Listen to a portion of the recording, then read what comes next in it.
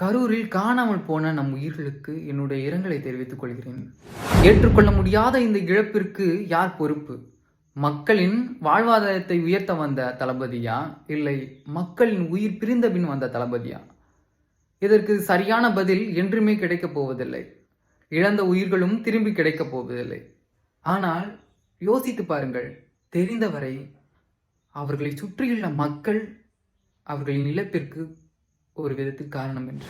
அண்ணனின் அரசியல் வழி பிடித்திருந்தால் எங்கிருந்தாலும் அண்ணனின் வார்த்தைகளை கேட்டு பின்தொடர்ந்து பயணித்திருக்கலாம்.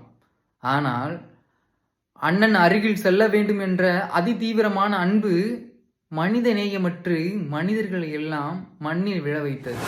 நாங்கள் சொல்ல வருவது ஒன்றே ஒன்றுதான், ரசிகனாக இரு, ஆனால் ரசிகனாக மட்டும் இருக்காதே என்றுதான்.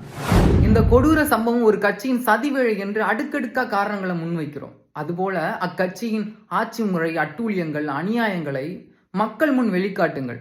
அப்பொழுதுதான் அரசுக்கும் உங்கள் அண்ணனுக்கும் உண்மையான ஒரு தொண்டனாக இருப்பதை ஏற்றுக்கொள்ள முடியும். மாற்றம் எண்ணிலிருந்து மாறட்டும் உன்னிலிருந்து.